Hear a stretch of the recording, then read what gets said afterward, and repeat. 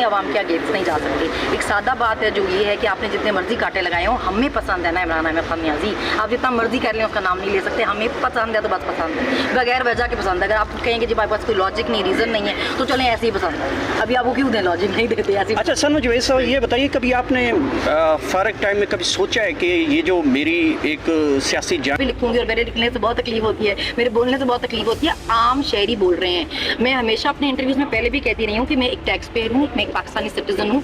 जो पसंद होगा वो भी बोलूंगी, जो नहीं पसंद होगा वो भी बोलूंगी ना। मुझे तो आपने किसी अपने पैसों पे तनख्वाह पे नहीं रखा हो ना, मैंने तो बहुत सारे लोगों को हमारे पैसों की तनख्वाह पे बहुत सारे लोग हैं, मैं तो नहीं हूँ ना।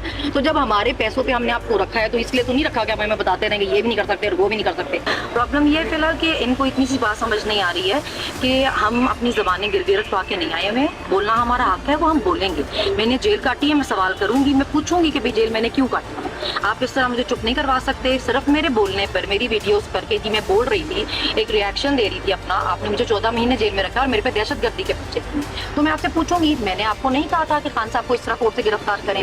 अगर मैंने कोई ऑर्डर दिए थे कि जाएं आप शीशे तोड़ के, दरवाजे तोड़ के उसको गिरफ्तार करके लेके आएं, या रेंजर्स बुला लें, या उसको कॉलर से पकड़ के सीटें फिर उसको मेन स्ट्रीम मीडिया पे चलाएं, अगर मैंने ये ऑर्डर दिए थे तो आप मुझे इंस्टिगेशन के पर्चे पकड़ाएं। ये सब कुछ मैंने नहीं किया, जिसने ये ऑर्डर दिए थे उन पे जाके इंस्टिगेशन के पर्चे करें ना।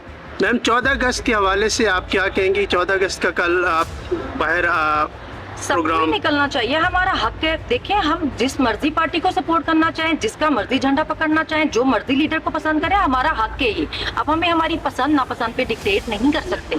आप कैसे किसी को बता सकते हैं कि क्योंकि हमने इस पे कांटा लगाया हुआ तो तुम लोगों को पसंद नहीं हो सकता। आप अपने पास रखें ना अपने कांटे। हमारे पास आइन में यह हक है, हमारे वोट के जरिए हमें मिला है कि हम जिसको मर्जी पसंद करें। हमें 50 रीजन भी बता सकती हूँ, मगर नहीं बताती, मेरी मर्जी मुझे ऐसी पसंद है बगैर वजह के। कल इमरान खान ने कहा है कि कौम में एक लावा पक चुका है, मैं कॉल देने वाला हूँ कि कौम बाहर निकलेगी।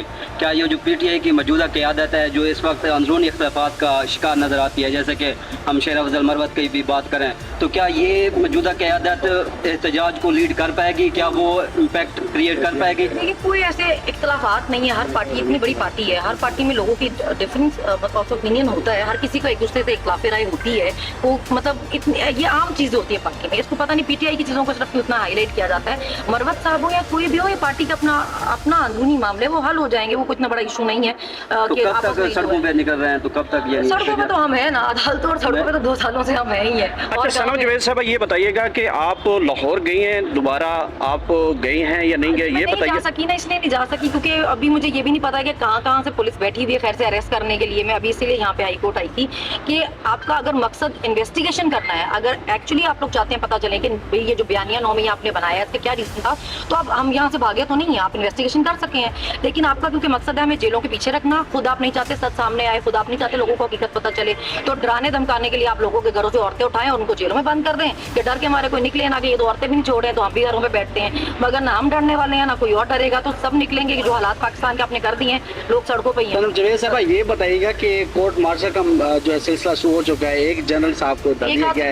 आपको लगता है पूरा एहतसाब होगा?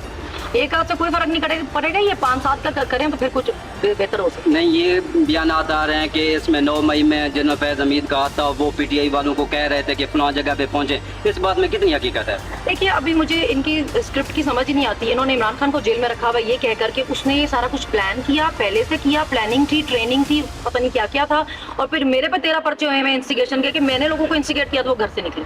अभी या तो उसने प्लान किया हुआ था पहले से, या हमारी इंस्टिगेशन से निकल गए। अभी जो स्क्रिप्ट लिखी है उसमें थोड़ा उस पर काम करके लिखे ना, क्योंकि अभी लोग सवाल करते हैं। अगर मैं पूछूंगी कि अगर मैंने इंस्टिगेट किया तो फिर इमरान खान जेल में क्यों है, और अगर वो जेल में है तो फिर हम जेल में क्यों इंस्टिगेशन पे, फिर आप सवालों पे भी आपको तकलीफ हो जाएगी कि ये बोलते हैं, फिर जुबान आपको मुनासिब नहीं लगती। तो जब हालात मुनासिब ना हो तो जुबान भी मुनासिब। अच्छा मैडम, आपको एक ही टाइम पे 3 जगहों पे दिखाया गया है कि मैडम जो है फलां जगह मौजूद थी, फलां जगह मौजूद थी, इसमें कितनी क्या कहेंगी? मैं बहुत काबिल हूँ। मैं एक वक्त में 3 जगह पे नहीं 7 जगह पे, रूहानी ताकत तो नहीं? हाँ, मैं 7 जगह पे एक ही टाइम पर थी। तो मेरे में काबिलियत बहुत है, वो टैलेंट पुलिस को ही सिर्फ नजर आ रहा है, तो उसमें मैं क्या ही कह सकती हूँ। सनम जवेद साहब, ये बताइएगा कि मरियम नवाज के खिलाफ खिलाफ अब ज़बान बंदी जो है अदालत भी आपको रोकती है कि बोला मत करें, अब ये ज़बान बंदी पे कहम रहेंगी या ये रिबटल देती रहेंगी? नहीं, देखिए ऐसा अदालत की तरफ से कोई ऑर्डर नहीं था कि मैं मरियम नवाज के उन्होंने ऐसा कोई ऑर्डर नहीं दिया था। उन्होंने बस बयानात के हवाले से रोका गया था। तब तक जब तक उनके पास केस है तब तक मैं 3 दिन के लिए कहा था उन्होंने तरफ, ऐसा कोई अदालत नहीं दिया। जब मेरे पे बात होगी मैं जवाब दूंगी। अगर आप किसी बेवकूफ को बैठा देंगे सुबह से शाम प्रेस कॉन्फ्रेंस करने के लिए, वो सारा दिन बोलेंगे कि चैम्बर में घुस गई, तो बीबी ये अदालतों पे चढ़ने और चैम्बर में घुसने और डिग्गियों में छुपने वाले काम हमारे नहीं है। मैं तो कोर्ट में सबके सामने मेरी हियरिंग थी उस पे ही गई थी और वहीं बात की थी, जज से शुक्रिया अदा किया था इद्दत केस पे। फिर आप मेरी वीडियो पिक्चर्स चला रहे हैं, पिक्चर्स भी चला रहे हैं कि जी देखिए जी 9 मई के आतंकवादी, और उसमें मैं क्या कर रही हूँ, अपनी आंखें धो रही हूँ, मुंह पे अपने वो एक किसी से लेके झंडा बांधा था क्योंकि शेलिंग इतनी हो रही थी। मैं कहीं आग नहीं लगा रही थी बीबी, अगर मेरी कोई आग लगाती की वीडियो तो दिखाएं, कोई तोड़फोड़ करते की वीडियो तो दिखाएं, वो आपके पास है नहीं। जो हमें ही मारे पड़ रही हैं उसी की वीडियो दिखा रहे हैं, देखिए जी शेल खा रहे थे, फिर बड़ा बोल रहे थे, तो फूल तो भेज नहीं सकते थे, आपके घर बोलना ही था। फिर हम अभी जो है वो मरियम नवाज साहबा जो है अरशद नदीम के घर पहुंचे हैं, क्या कहेंगे इसको बताइएगा कि अपने प्रिय मैंने टीवी पे देखा कि वो इतने परेशान थे कि कोई पीटीआई का झंडा लेके ना निकल जाए। ये क्या ऑब्सेशन है आपका? अगर कोई अपनी मर्जी से अपनी किसी पार्टी को सपोर्ट करके पाकिस्तान के झंडे के साथ वो झंडा लाना चाहता है तो इसमें क्या प्रॉब्लम है? तो आपको एक झंडे से भी प्रॉब्लम होगी। आप निकलेंगे 14 अगस्त के बेल के दरख्वास्त दिया, क्या आपको खतरा है कि दोबारा गिरफ्तारी हो सकती है? जी मेरी सरगोदा की हियरिंग थी तो वहाँ पुलिस ऑलरेडी बैठी हुई थी एक 72 केस में अरेस्ट करने के लिए, जिसमें हमने प्री अरेस्ट दी थी, लेकिन हम उसके जा नहीं सके थे क्योंकि हमें गुजरावाला केस में अरेस्ट कर लिया गया था।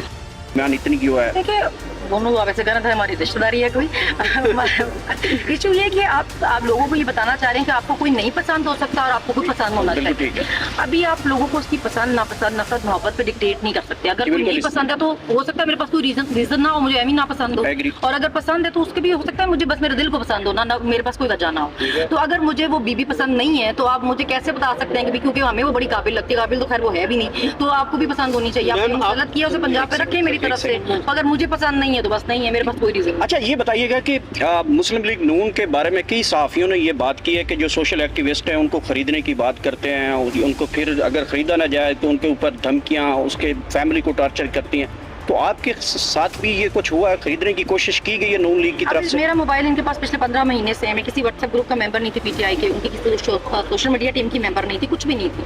अभी आप समझें कि कोई टीमें नहीं है, उसको लोगों की सपोर्ट है, आम आवाम की सपोर्ट है, जिसके पास मोबाइल है वो अपनी बात कर सकता है ना। अभी मैं कोई टीम की मेंबर तो नहीं हूँ, मैं फिर जो दिल करेगा बोलेंगे, जो दिल करेगा। वो कह रही हैं कि मैं इस वक्त वज़ीर आला पंजाब जो है वो हज़रत उमर फ़ारूक के मॉडल को फॉलो कर रही हूँ और मैं अपनी हुकूमत चला रही हूँ। वो फिलहाल तो उनकी सिर्फ वीडियोस में ही हुकूमत चल रही है। जो लोगों के हालात है बाहर जाके देखिए, शर्म करें ऐसे बयान देने से पहले। लोग बेचारे मर रहे हैं, अपने बच्चे खुद मार रहे हैं, भाई भाई को मार रहे हैं बिल देकर। लोग अब बहनें बच्चे अपने जहर दे के गले काट के मार रहे हैं, ना बिल दे सकते हैं, ना स्कूल की फीसेस दे सकते हैं, ना खर्चा हो रहा है, ना रोटी पूरी हो रही है। अपने लंगर खाने बंद कर दिए, पनाहगाहें बंद कर दी, सेहत कार्ड बंद कर दिया, कुछ छोड़ा नहीं है आवाम के लिए। शर्म करें बयान देते। सनम जावेद 9 मई से पहले और अब में क्या फ़र्क समझती है अपने आप में? कि तब भी मेरे से बहुत डरते थे, अब तो बहुत ही डरते हैं। ठीक है, लास्ट ये बताइएगा कि इमरान खान साहब से कब मुलाकात हो रही है आपकी? मैं गई तो हूँ 2-3 दफ़ा, मगर ऑर्डर भी लेके जाते हैं, पर मेरे से क्योंकि उनको बहुत ही मोहब्बत है, पता नहीं चाहते हैं कि मैं तो ना ही मिलूँ। मैं तो हर चीज़ में पसंद हूँ। आपसे इतनी मोहब्बत की वजह क्या? बस मैं फेवरेट हूँ। बहुत शुक्रिया, थैंक यू सो मच। करने का इतना क्या, हम कोई असले लेके तो नहीं फिर रहे ना। एक बोल रहे हैं, जुबान है हमारे पास, वो एक उससे भी आपको इतनी प्रॉब्लम है कि बोले भी ना, बोलने दे लोगों को। आपको अपनी हरकतें नजर नहीं आ रही, हमारी जुबान नजर आती रहती है। जी बहुत शुक्रिया। सनम जावेद साहब ये बताइएगा कि आपकी कल 3 सीटें जो है काजी साहब ने उड़ा के रख दी हैं, अब तो आपकी सीटें भी हमें तो खतरे में लगती हैं पूरी कौम को। उन्होंने हमारा पूरा इलेक्शन ही उड़ा के रख दिया था, हमसे निशान ही ले लिया था और सारा कुछ ही उन्होंने अपनी तरफ से तभी कर दिया था। मगर जो आवाम है ना वो किसी कहीं और खड़ी थी और ये सब कहीं और खड़े हैं, और अब इतनी आवाम से नहीं लड़ सकते।